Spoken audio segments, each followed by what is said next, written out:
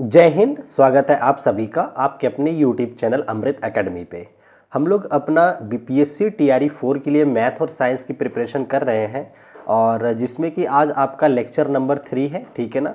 अभी जब तक नोटिफिकेशन नहीं आ जाता है तब तक हम लोग कॉन्सेप्ट और साथ ही साथ उससे रिलेटेड प्रीवियस ईयर दोनों को डिटेल में समझेंगे और जैसे ही आपका नोटिफिकेशन आ जाता है उसके बाद मैं आप लोगों के लिए प्रैक्टिस सेट जो है डिटेल में कराने लग जाऊंगा, ठीक है। और आज के इस तीसरे क्लास में हम लोग हीट चैप्टर के बारे में पढ़ेंगे। ट्रांसफर ऑफ हीट के नाम से चैप्टर है।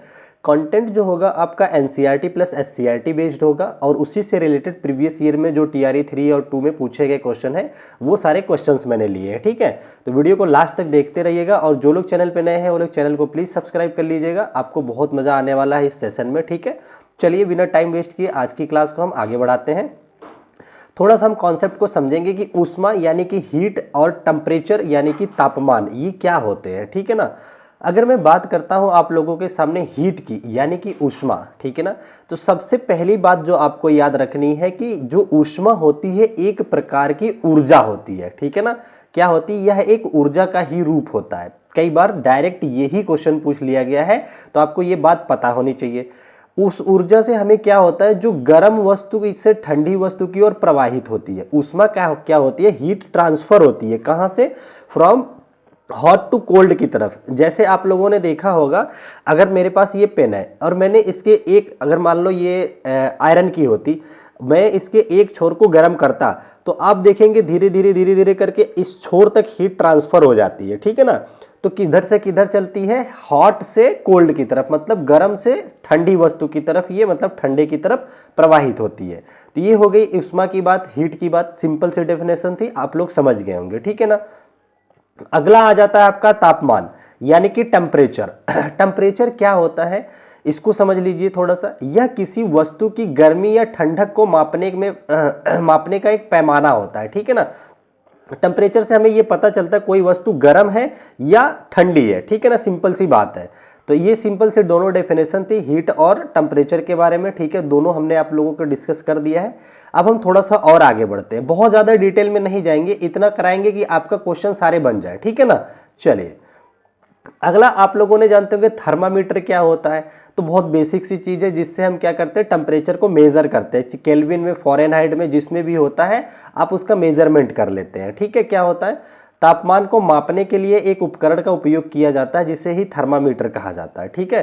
थर्मामीटर में इस्तेमाल पहले जो होता था पारे का इस्तेमाल होता था और अब क्या होता है थर्मामीटर में, जब आप देखोगे जो क्या कहते हैं डिजिटल थर्मामीटर होते हैं, अब पारा थोड़ा सा कम इस्तेमाल किया जाता है क्योंकि पारा आफ्टर जब वो मान लो थर्मामीटर जब टूटता था तो वो काफ़ी नुकसानदेह होता था। आप लोगों को पता होगा, अगर इंसान के शरीर के अंदर पारा चला जाए, ये मैं आप लोगों को बायोलॉजी वाले पार्ट में पढ़ाऊंगा, पारा अगर चला जाता है तो उससे मिनीमाता रोग होता है, ठीक है ना। तो ये सारी चीज़ें उसके हानिकारक पक्ष में थी, इस वजह से वो थोड़ा हानिकारक था।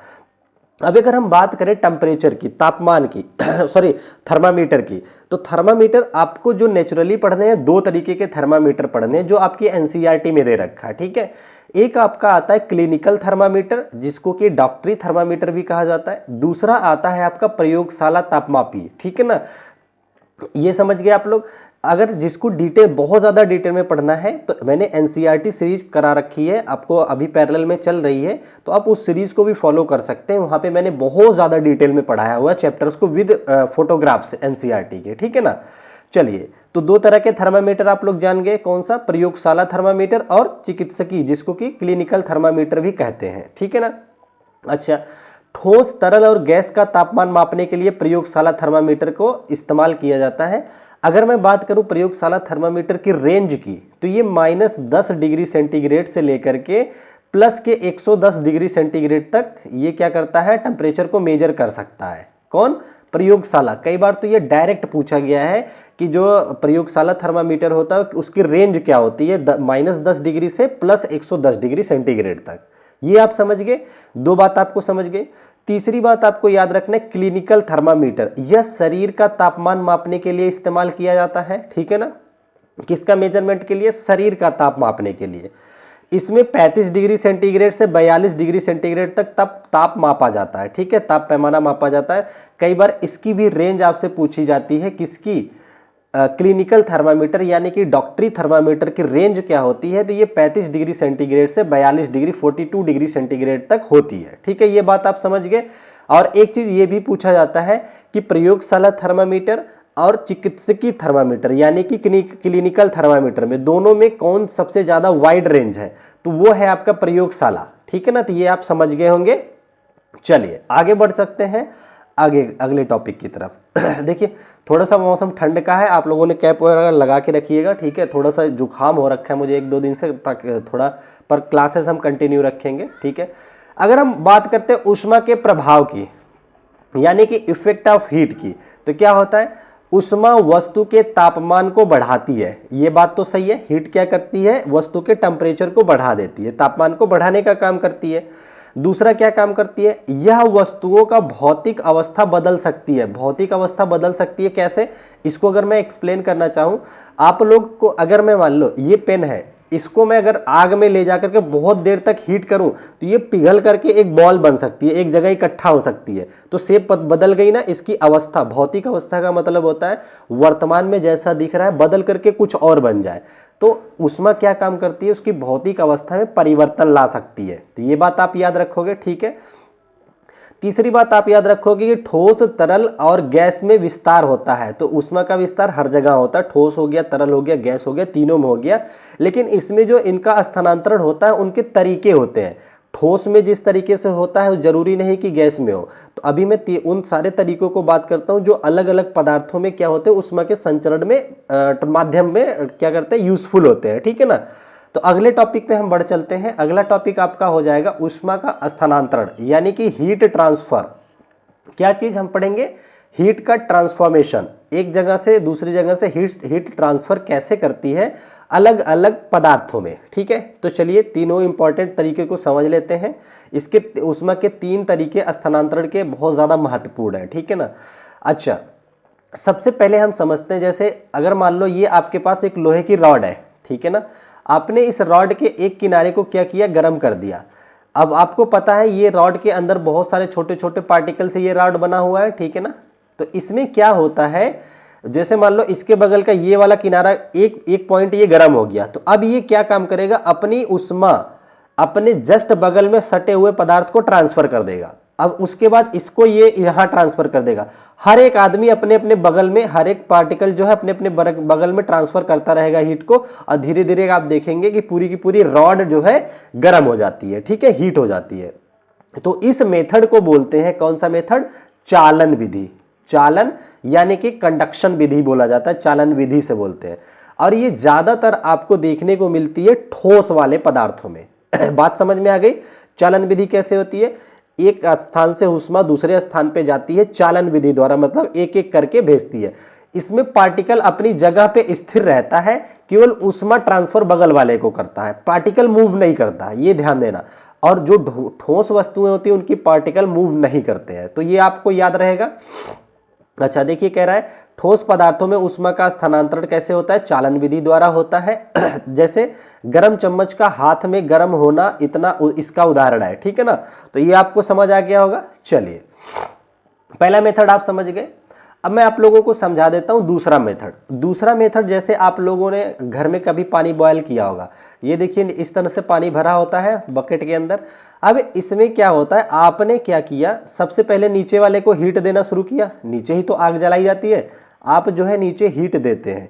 जो सबसे नीचे पार्टिकल है पानी वाटर का, ये गर्म हुआ, और ये गर्म होने के बाद खुद उठ करके यहाँ आ गया, ऊपर आ गया। क्योंकि गर्म वस्तु जब तरल गर्म हो जाता है तो वो हल्का होकर के ऊपर चला जाता है। अब ये ऊपर चला गया, तो ऐसा तो है नहीं कि नीचे का बाटला खाली हो जाएगा। अब इसका यहां से जब ये हट जाएगा, यहां से क्या होगा, ये वाली चीज अगर ये हट गई, अच्छा सारा नहीं हटना है, ये आकर के यहां सेट हो गया। ठीक है ना, तब इसकी जगह लेने के लिए ये वाला पार्टिकल रेड वाला यहां से उठेगा और आकर के इसकी जगह ले लेगा। अब फिर से ये गर्म होगा, फिर ये ऊपर चला जाएगा। इसी तरीके से तरल का हर एक नीचे का पार्टिकल गर्म हो करके ऊपर चला जाएगा, और ऊपर वाले आके नीचे गर्म होते रहेंगे। तो धीरे धीरे सब कोई, हर एक पार्टिकल अपने आप में गर्म हो जाता है, हीट हो जाता है। ठीक है ना, तो इसमें क्या होता है, ऊष्मा को एक पदार्थ खुद चल करके दूसरी जगह लेके चला जाता है। जबकि ठोस वाले में क्या था, पदार्थ नहीं चलता था, वो उष्मा एक अपने बगल वाले को दूसरे को दे देता था। यहाँ पदार्थ का पार्टिकल ही गर्म होकर के दूसरी जगह चला जाता है, ठीक है ना। तो आपको पता है कि ये किस किस जगह हो सकता है, ये आपके ठोस में हो सकता है और गैस में हो सकता है, ठीक है, सॉरी ठोस कह रहा हूं, सॉरी, ये आपके द्रव में हो सकता है और आपके गैसियस फॉर्म में हो सकता है, जिसमें पार्टिकल मूव ऑन होकर के एक जगह से दूसरी जगह चले जाए। तो आप मुझे बताओ, कन्वेंशन यानी कि इसी को बोलते हैं सम्मोहन बोलते हैं। तो सम्मोहन यानी कि कन्वेक्शन जो हो गया, किसमें देखने को मिलता है, तरल और गैस में ऊष्मा का स्थानांतरण का एक रूप है। कैसे होता है ये मैंने समझा दिया, पार्टिकल गर्म होकर खुद चला जाता है, ठीक है ना। तो ये तरल और गैस दोनों में देखने को मिलता है, ठीक है ना। कह रहे हैं कि पानी उबालते समय गर्म पानी का ऊपर आना, यही इसी का प्रोसेस है, ठीक है ना। तो दो मेथड आप समझ गए, कौन कौन सा, चालन विधि और संवहन विधि, ठीक है ना। चलिए तीसरे मेथड पे आ जाते हैं, रेडिएशन मेथड यानी कि विकिरण विधि। विकिरण विधि में क्या होता है, इसमें ऊष्मा के प्रवाह के लिए किसी माध्यम की जरूरत नहीं होती है मतलब बिना मीडियम के ही ये चला जाता है। देखिए ऊष्मा का स्थानांतरण बिना माध्यम के होता है, ठीक है ना। तो आप लोगों को पता होगा, सन से जो रेज निकलती है वो पृथ्वी तक आ जाती है, ऊष्मा पृथ्वी तभी तो गर्म हो जाती है। हमें हीट क्यों मिलती है, क्योंकि सन से रेज सीधा हमारे पास तक आ जाती है, ठीक है ना। तो बीच में बहुत जगह ऐसी मिलती है जहां पे कोई मीडियम नहीं होता, ये वैक्यूम में भी ट्रेवल कर जाता है, ठीक है। तो तीन विधियां हो गई, मेरे साथ एक बार दोहराओ। चालन यानी कि कन्वेक्शन विधि, सॉरी कंडक्शन विधि हो गया, दूसरा आपका संवहन विधि हो गया, कन्वेक्शन हो गया, तीसरा विकिरण यानी कि रेडिएशन, ठीक है ना। अच्छा मुझे बताओ, आपके घर में हीटर इस टाइम ठंड में जल रहा होगा, हीटर से ऊष्मा निकल करके आपके हाथ में आ रही है, तो बताओ उस कौन सी मेथड से आ रही है, तो आप कहोगे कि सर वहां पे रेडिएशन मेथड हो रहा है, क्योंकि कोई माध्यम थोड़ी ना, ऐसा थोड़ी है कि आप हीटर पे तार को टच करके हाथ तेपते हैं, नहीं, टच नहीं करते हैं, दूर से ही हाथ तेप लेते हैं, लेकिन हाथ में गर्मी आती है, ठीक है ना। तो वो होता है आपका रेडिएशन मेथड वाला, ठीक है ना। तो डेली लाइफ प्रैक्टिकल से आपके क्वेश्चन ज्यादा बनते हैं आजकल सारे एग्जामों में, तो मैं उस सारी चीजों को आपको बताता चलूंगा, ठीक है। अच्छा अब हम थोड़े से कुछ कंडक्टर्स और इंसुलेटर्स को समझ लेते हैं। कंडक्टर्स का मतलब होता है ऐसे पदार्थ जिसमें ऊष्मा का स्थानांतरण आसानी से हो जाए, उन्हें कंडक्टर बोला जाता है। और ऐसे पदार्थ जिसमें से ऊष्मा स्थानांतरित नहीं होती है, उनको इंसुलेटर्स यानी कि कुचालक बोला जाता है, ठीक है ना। तो सुचालक और कुचालक, देखिए यहाँ पे अच्छे, देखिए ट्रांसलेशन थोड़ा टफ लैंग्वेज दे देता है हिंदी में, कई बार आपको ऐसा ही लिखने को देखने को मिल जाएगा। तो आप याद रखना, एक होता है कुचालक, मैं लिख देता हूँ, सुचालक एंड कुचालक, ठीक है ना, कुचालक, ठीक। देखिए मैं ये नहीं चाहता, मुझे अगर चाहता तो मैं ये सारी चीज़ों को पेन से एक एक लिख करके तब पढ़ाता, उसमें आपका टाइम वेस्ट होगा। मेरा पर्पज़ यही रहता है कि ज़्यादा से ज़्यादा कंटेंट ऑलरेडी स्क्रीन पे हो, जिसको कि मुझे आपको बस समझाना पड़े, तो आपका टाइम वेस्ट नहीं होगा। जैसे कि आप लोग पेड क्लासेस में भी देखते होंगे, एक एक लाइन लिख करके बताया जाता है, उसमें टाइम जाता है। जब पढ़ाना यही चीज़ है तो मैं समझाने पे ज़्यादा फोकस्ड रहता हूँ, ठीक है। आई होप आप लोग चीज़ों को अच्छे से समझ पा रहे होंगे, ठीक है। चलो, अच्छे चालक यानी कि सुचालक या कंडक्टर क्या होते हैं। कंडक्टर का मतलब होता है, देखिए सिंपल सी बात है, जिसमें से ऊष्मा आसानी से प्रवाहित हो सके, ठीक है ना। वे पदार्थ जो ऊष्मा का प्रवाह आसानी से करते हैं, जैसे तांबा हो गया, एल्यूमिनियम हो गया, कोई भी आप धातुएं जो होती है उसमें के सुचालक होती हैं। एग्जाम्पल में आप लिख सकते हैं धातु, ज्यादातर धातुएं जो होती है ऊष्मा की क्या होती है, सुचालक होती हैं, ठीक है ना। चलिए, तो सुचालक का मतलब समझ गए, जिसमें से ऊष्मा आसानी से एक स्थान से दूसरे स्थान तक स्थानांतरित हो जाए। दूसरा आ जाता है आपका कुचालक, ठीक है ना, जिसको कि इंसुलेटर बोला जाता है। तो ऐसे पदार्थ जो ऊष्मा का प्रवाह नहीं करते हैं, जैसे लकड़ी हो गया, प्लास्टिक हो गया। आप ठंड के मौसम में देखते होंगे, लकड़ी का बेड टच करेंगे तो उसमें कोई भी ऊष्मा स्थानांतरित नहीं होती है, वो आपको नॉर्मल टेम्परेचर पे लगेगी। वहीं आप लोहे के बेड का एक सिरा पकड़ के देखिए, आपको इतना ठंडा लगेगा, ठीक है ना। तो क्योंकि धातुएं सुचालक होती हैं और अधातुएं जो होती है कुचालक में आती हैं, ठीक है ना। इसमें आप अधातु एग्जाम्पल में लिख सकते हैं, अधातु, ठीक है ना, अधातु, ये समझ गए। चलिए अच्छा, यहां तक हो गया, कुचालक सुचालक समझ लिए। ऊष्मा और ऊष्मीय संतुलन की अगर बात करते हैं हम, तो देखिए जब दो वस्तुएं संपर्क में आती हैं तो ऊष्मा उच्च तापमान वाली वस्तु से निम्न तापमान वाली वस्तु में प्रवाहित होती है, सिंपल सी बात है। आप लोग देखते होंगे ना, अगर सुबह सुबह आप ग्लास में चाय पी रहे हैं और ग्लास पूरा गर्म है, तो आप जब हाथ लगाते हैं तो धीरे धीरे आपका हाथ भी गर्म होने लगता है। क्यों? क्योंकि उष्मा जो है गर्म से ठंडे की तरफ आ रही है। आपका हाथ ठंडा था और उष्मा जो है उसे गिलास से निकल करके आपके हाथ में आ रही है, ठीक है ना। तो ये इसका एग्जाम्पल हो गया। अंत में असंतुलन की बात कर रहे हैं, अंत में दोनों तापमान समान हो जाते हैं, इसे ऊष्मीय संतुलन कहा जाता है। थोड़ी देर के बाद आप देखेंगे आपका हाथ भी उतना ही गर्म रहेगा, आपका गिलास भी उतना ही गर्म हो जाता है, बल्कि गिलास गर्म नहीं होता, गिलास ठंडा हो जाता है, आपका हाथ गर्म होकर के दोनों टेम्परेचर बराबर हो जाते हैं। इसी को बोला जाता है ऊष्मीय संतुलन, ठीक है ना। तो अब ये याद रखोगे। चलिए, अब इस चैप्टर से अगर मैं बात करूं, आपके जो लेवल का पूछा जाएगा कुछ इंपॉर्टेंट पॉइंट, कई बार प्रैक्टिकल लाइफ से पूछ लेता, उसकी मैं बात कर लेता हूं। आप लोगों को ये हमेशा सिखाया जाता है, जैसे ये ठंड का मौसम है, मैंने कैप लगा रखा है, रंगीन कपड़े पहन रखे हैं। क्यों? क्योंकि रंगीन कपड़े जो होते हैं या ब्लैक कपड़ा होता है वो ऊष्मा का अवशोषण अच्छा करता है, ठीक है ना। और वहीं अगर हम बात करें गर्मियों के मौसम में, हम लोग देखते हैं कि हल्के कपड़े और सफेद कपड़े ज्यादातर पहने जाते हैं, क्योंकि वो ऊष्मा के अच्छे शोषक नहीं होते, बल्कि यह रिफ्लेक्ट कर देते हैं ऊष्मा को, ठीक है ना। तो यहाँ पे देखिए, गहरे रंग के कपड़े गर्मी अधिक अवशोषित करते हैं, जबकि हल्के रंग के कपड़े गर्मी को परावर्तित कर देते हैं। ये बात आपको पता होनी चाहिए, ठीक है। आपने ये कह रहे हैं, देखिए ठंडे इलाकों में गर्मी बचाने के लिए ऊनी कपड़ों का उपयोग किया जाता है। अच्छा ये बताओ, हम स्वेटर क्यों पहनते हैं? जैसे ठंड का मौसम है, हम लोग स्वेटर क्यों पहने हुए हैं? हमारे शरीर से ना उष्मा उत्सर्जित होती है, तो उस उष्मा को हम लोग रोक के रखते हैं अंदर, ठीक है ना। और साथ ही साथ बाहर की जो ठंडी, क्योंकि ये उष्मा संचालन का नियम है कि उष्मा हमेशा गर्म चीज से ठंडी अवस्था में। अब हमारे बाहर के चारों तरफ का एनवायरनमेंट ठंडा हो रखा है, तो हमारे शरीर की उष्मा ज्यादा है तो निकल करके बाहर चली जाती है। तो अब हमारा शरीर इतना बड़ा नहीं है कि सबको, पूरे एनवायरनमेंट को गर्म कर दे, तो जब यहां से इसमें निकल के जाएगी तो हमें ठंड लगने लग जाती है। इसी वजह से हम लोग क्या करते हैं, ढक लेते हैं कि हमारे शरीर से उष्मा बाहर ना जाए, क्योंकि बाहर का एनवायरनमेंट ठंडा है इस टाइम, ठीक है। तो ये समझ आ गया होगा आपको। अच्छा, आप लोग एक चीज और देखते होंगे, सुराही या घड़ा आप लोग देखते होंगे। गर्मियों के मौसम में हम लोग घड़े में रखा हुआ पानी पीते हैं। ये बताओ, घड़े में रखा हुआ पानी ठंडा क्यों हो जाता है? ये इसी से है। इस कंडीशन में क्या होता है ना, सुराही में छोटे छोटे पतले पतले छिद्र होते हैं जिससे कि पानी बाहर आकर के इसके चिपक जाता है, ठीक है ना।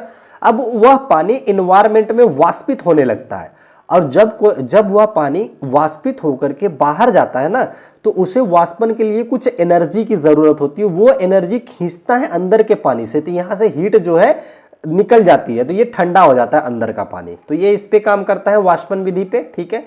ये समझ गए। चलिए आगे कह रहा है, ऊष्मा का प्रवाह और ऊष्मा संरक्षण दैनिक जीवन में महत्वपूर्ण भूमिका निभाते हैं। ये आपकी सिंपल सी बात है, ये तो सबको पता होती है। चलिए अच्छा, अब मैं आप लोगों के सामने एक बात करूंगा, गुप्त ऊष्मा, जिसको कि लेटेंट हीट बोला जाता है। गुप्त ऊष्मा क्या होती है? गुप्त ऊष्मा वह ऊष्मा होती है, आप लोगों ने एक चीज देखा होगा, जैसे बर्फ, पानी है, पानी जब मान लो 0 डिग्री टेम्परेचर पे आता है तो थोड़ी देर लगती है उसको किस पे आने के लिए, उसको बर्फ बनने के लिए, ठीक है ना। तो थोड़ी ऊष्मा और देनी पड़ती है हमें बर्फ बनने के लिए। या तो ये समझ लीजिए, जैसे वाटर है, ये मान लीजिए पानी है, आपने 100 डिग्री तक इसको गर्म किया लेकिन ये 100 डिग्री पे बॉयल हो रहा, थोड़ी और ऊष्मा अगर आप देते हैं तो वो निकल करके भाप बन जाती है, ठीक है ना।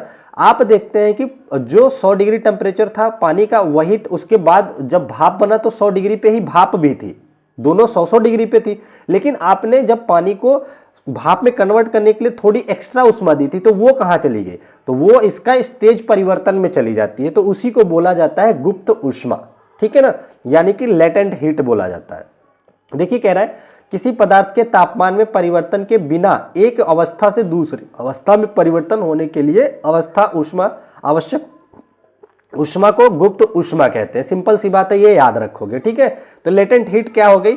ये दोनों तरीके से होती है, चाहे अगर ऊष्मा स्थानांतरित मान लो द्रव से गैस में जाती है तो भी, या फिर द्रव से सॉलिड में आती है, जैसे जब बर्फ बनती है ना, आप लोग देखते हैं। अच्छा एक चीज याद रखो नोट करके, कि 0 डिग्री सेंटीग्रेड का पानी हो और 0 डिग्री सेंटीग्रेड का बर्फ हो, क्या हो, बर्फ हो। दोनों में सबसे ज्यादा ठंडा कौन सा होगा? तो आप ये कहोगे कि बर्फ ज्यादा ठंडी होगी। क्यों? क्योंकि यहां पे जबकि जो दोनों 0 डिग्री सेंटीग्रेड दिखाएंगे, क्योंकि बर्फ के पास अवस्था परिवर्तन के लिए जो गुप्त उष्मा जरूरत थी वो इसने छुपा के रखा हुआ है, ठीक है ना। तो कुछ टेम्परेचर इसके पास एक्स्ट्रा होता है गुप्त उष्मा के फॉर्म में। तो ये आप समझ गए, अवस्था परिवर्तन के लिए इस्तेमाल किया जाता है। इतनी बात आपको समझ आ गई। चलिए अब अगर हम बात करें बीपीएससी 4 के लिए, तो बीपीएससी 4 जो है कुछ नियमों से, गैसियस के नियम से क्वेश्चन पूछता है। जैसे जूल का क्या नियम है, ठीक है ना। तो मैं आप लोगों के साथ अगर मैं जूल का नियम डिस्कस करना चाहूं, तो ये विद्युत धारा के प्रवाह से जुड़ा हुआ है। पहले तो यही याद रखना कि जूल का नियम विद्युत धारा के प्रवाह से जुड़ा हुआ है। इसका क्या मतलब हो गया कि क्या होता है, जब किसी वायर में विद्युत धारा प्रवाहित होती है तो वो वायर थोड़ी देर के बाद गर्म हो जाती है, ठीक है ना। तो जूल का यही नियम था कि अगर किसी सुचालक धातु के तार में विद्युत धारा प्रवाहित होती है तो उसमें कुछ ऊष्मा निकलती है। तो इसका एक फार्मूला होता है H=I²RT।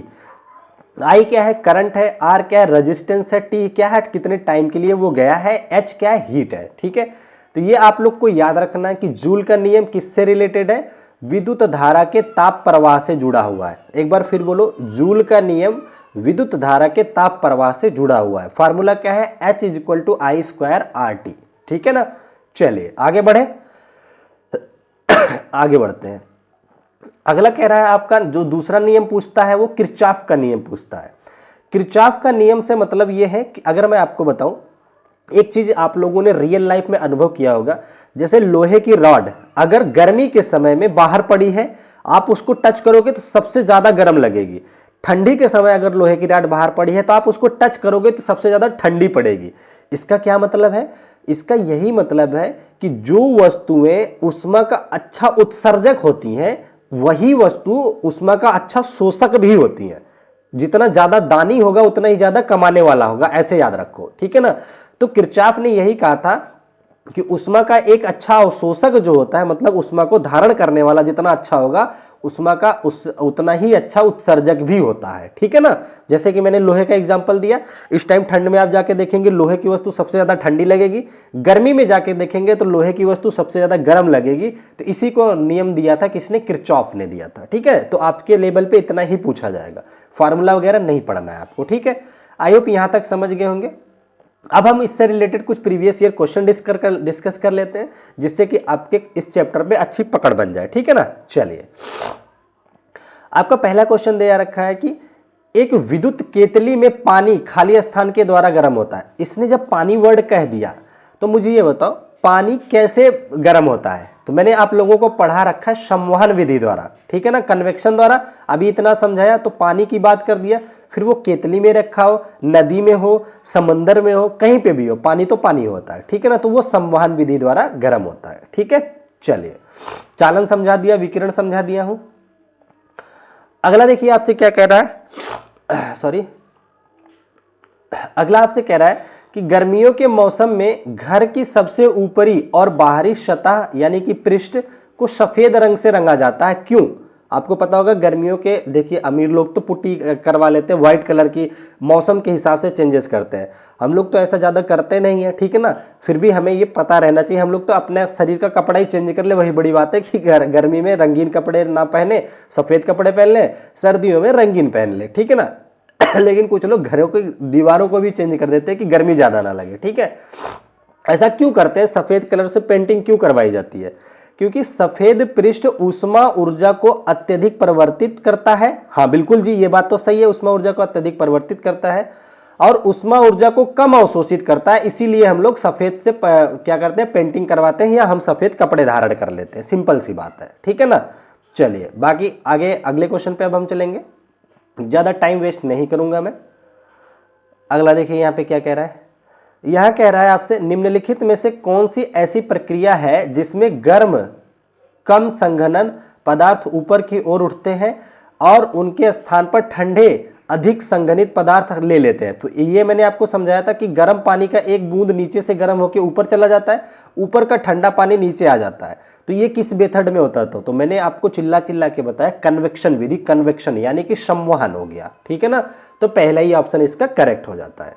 चलिए आगे बढ़ चलते हैं अगले टॉपिक पे, सॉरी अगला क्वेश्चन। नेक्स्ट क्वेश्चन देखिए आपसे क्या कह रहा है। कह रहा है तापमान में परिवर्तन के बिना, तापमान परिवर्तित ना हो, ठीक है, जैसे कि 0 डिग्री सेंटीग्रेड का वाटर भी हो और 0 डिग्री सेंटीग्रेड का बर्फ भी हो, ठीक है ना, तापमान परिवर्तित नहीं हुआ, हमने बोला यहाँ पे भी 0 डिग्री, यहाँ पे भी। कह रहा है एक पदार्थ दूसरी अवस्था में चला गया जबकि ये द्रव से ठोस में चला गया, परिवर्तन के लिए आवश्यक ऊष्मा की मात्रा को क्या कहते हैं? इसी को तो लेटेंट हीट यानी कि गुप्त ऊष्मा कहा जाता है, ठीक है ना। तो थर्ड ऑप्शन आपका सही हो गया, इसको गुप्त ऊष्मा कहा जाता है, ठीक है। किसी को कोई डाउट नहीं है, आगे बढ़ चले। Very nice. नेक्स्ट क्वेश्चन देखिए आपसे क्या कह रहा है। ये रहा अगला क्वेश्चन, कह रहा है निम्नलिखित में से किस प्रक्रिया के लिए ऊष्मा के हस्तांतरण की दर अधिकतम होती है, ठीक है ना। एक सेकंड, कह रहा निम्नलिखित में से किस प्रक्रिया के लिए ऊष्मा के हस्तांतरण की दर अधिकतम होती है? तो ये चालन में अधिकतम होती है, ठीक है ना। तो ये आपको याद रखना है, चालन में अधिकतम होती है ऊष्मा। एक सेकंड, ये कौन सा क्वेश्चन था? चालन, हाँ ठीक है, ये समझ आ गया। चलिए आगे बढ़ते हैं अगले टॉपिक, अगले क्वेश्चन की तरफ। नेक्स्ट क्वेश्चन देखिए क्या कह रहा है, ध्यान से पढ़िए। कह रहे हैं निम्नलिखित में से कौन सा नियम विद्युत धारा के तापन प्रभाव के साथ संबंधित है? बताइए। विद्युत धारा के तापन प्रभाव यानी विद्युत धारा हमने अभी सिखाया H = I²RT, ये रहा H = I²RT। ये बताओ किससे रिलेटेड है, कौन सा नियम हमने आपको सिखाया है? विद्युत धारा के तापन प्रवाह से, इसको जूल का नियम बोलते हैं। अभी आप लोगों को जूल का नियम मैंने पढ़ाया है। ओम का नियम क्या था ये आपको पता होगा, V = IR होता है। इसको मैं आप लोगों को विद्युत चैप्टर में डिटेल में पढ़ाऊंगा, ठीक है ना। फैराडे हो गई, ये सारी चीजें उसमें मैं आप लोगों को ज्यादा समझाऊंगा। चलिए आगे बढ़ते हैं। नेक्स्ट क्वेश्चन देखिए आपके सामने आ गया कि मिट्टी के घड़े में पानी किस प्रक्रिया के कारण ठंडा रहता है? तो पानी के सतह के बाहर जो वाटर बूंदें होती हैं वो वाष्पित होती हैं, तो ऊर्जा अंदर से ले लेती हैं, तो वाष्पीकरण इस पे हो जाएगा करेक्ट आंसर, ठीक है ना। चलिए आगे बढ़ चलते हैं अगले क्वेश्चन की तरफ। यहां पे देखिए, और ये रहा आपका नेक्स्ट क्वेश्चन, ठीक है। और आप सभी को नव वर्ष की बहुत बहुत शुभकामनाएं, क्योंकि अब अगला जो वीडियो आएगी वो नए साल पे आएगी, ठीक है, क्योंकि आज 31 है आपका दिसंबर का। और मैं उम्मीद करता हूं कि ये आने वाला नया साल आप लोगों के लिए बहुत सारी खुशियां लेके आए, और आपके जो भी सपने हैं, आपके लाइफ में जो भी बनना आप चाहते हैं, वो सारी चीज़ें और सारे मनोकामनाएं, आपके सारे सपने पूरे हों इस नव वर्ष में। इसी के साथ आप लोगों को हैप्पी न्यू ईयर, ठीक है। और बचे हुए क्वेश्चन को भी फटाफट से डिस्कस कर लेता हूँ। चलिए, कह रहा है ऊष्मा का एक अच्छा अवशोषक ऊष्मा का अच्छा उत्सर्जक होता है। मैंने आपको पढ़ा दिया, ये किरचॉफ का नियम है, ठीक है ना। चलिए आगे बढ़ते हैं अगले क्वेश्चन की तरफ।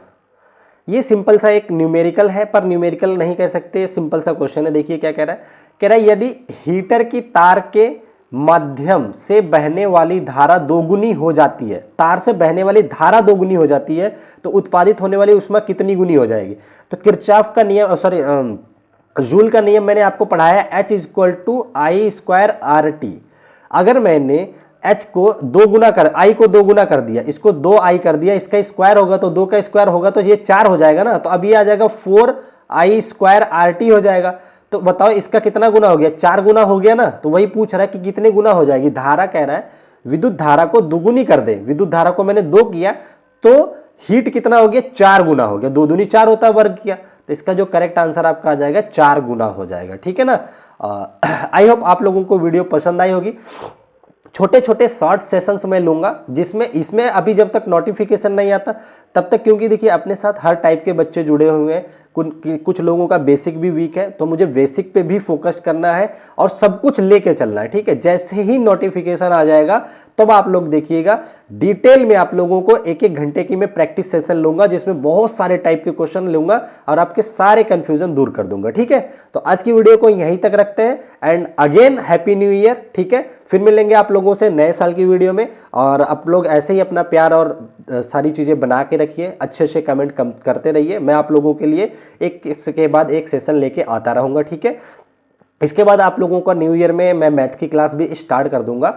डेली कोशिश करूंगा कि एक मैथ और एक साइंस की क्लास आप लोगों के लिए रिकॉर्डेड फॉर्म में अपलोड करवा दूं, और कोशिश है कि 2025 में आप लोगों के लिए लाइव क्लासेस की भी व्यवस्था करवा दूंगा मैं, ठीक है। तो आप लोग इसी तरह से जुड़े रहिएगा। फिर मिलेंगे आप लोगों से नेक्स्ट वीडियो में। पढ़ाई मन से करते रहिएगा। नए साल में कुछ ना कुछ नया करके दिखाना है हर किसी को, इस बात का ध्यान रखना, ठीक है ना। कम से कम माँ बाप के लिए 2025 में एक नौकरी तो ला करके ही देना है, ठीक है। चलिए इसी के साथ आज की वीडियो को कंप्लीट करते हैं। फिर मिलेंगे आप लोगों से नेक्स्ट वीडियो में। जय हिंद, जय भारत।